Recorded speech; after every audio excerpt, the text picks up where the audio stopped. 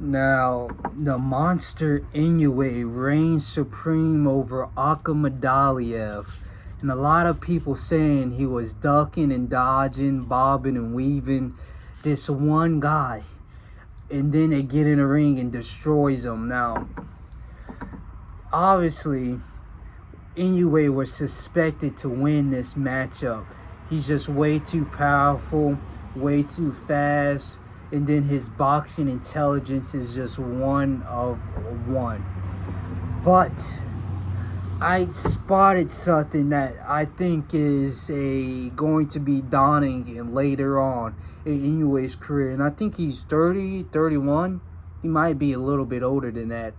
But I'm seeing now that you look at his last couple performances, in a few of those he got dropped. And that's not a bad thing because he always comes back. I think every time he was dropped, he has came back and knocked them out. So obviously it's not that big of a deal, but it's happening more and more and more. And it didn't happen in this fight, but it's all correlated here. And I honestly believe right now, at this point in time, that Inoue has touched his peak at 122, is it? He's not at 126. But I think he's touched his peak now. And it kind of sucks because we want the Junto Nakatani fight. We want the Bam Rodriguez fight, which could still happen. Bam Rodriguez is under Inoue at this point in time, but he's definitely peaked. In this Akhmadaliev, I know I said he absolutely dominated him and he's still a monster, but if we're being completely honest, Inoue went toe-to-toe with Akhmadaliev, and Akhmadaliev stood every single round.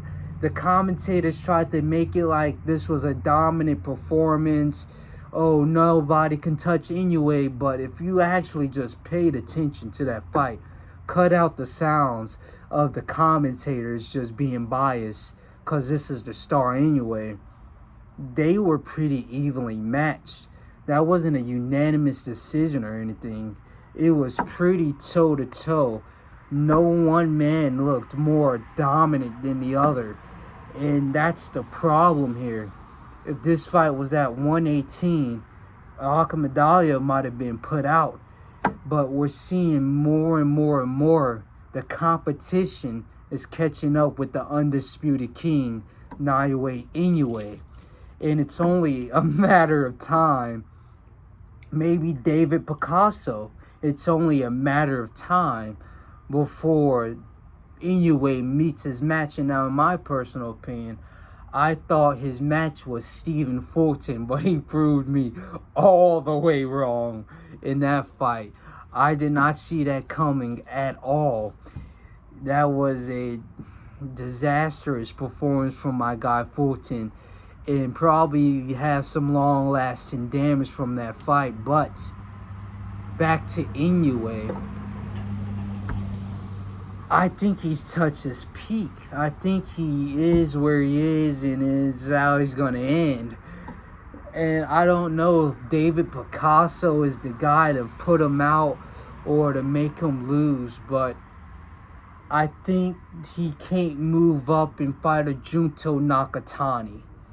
Now, all this time I held the belief that Inoue beats the shit out of Nakatani, but now that I'm looking at it more and more, I'm seeing him get dropped by Neri. I'm seeing him get dropped by another dude. I'm seeing him go toe-to-toe and not being able to knock out his opponents as the level increases. The competition is catching up. They're there already. And Picasso, being a taller, brawler kind of fighter, might be it. And I don't want to say he's on the same talent level. Obviously, he hasn't fought as many champions. He hasn't caught as many accomplishments.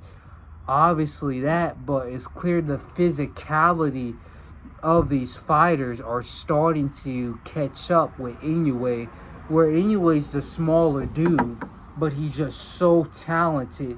He's knocking out everybody, he's dropping everybody, nobody can take the heat. But that doesn't change the fact that Inoue has been able to, I guess, prevail against the competition. But how long is his skill going to overwhelm physicality? That's essentially what I wanted to talk about.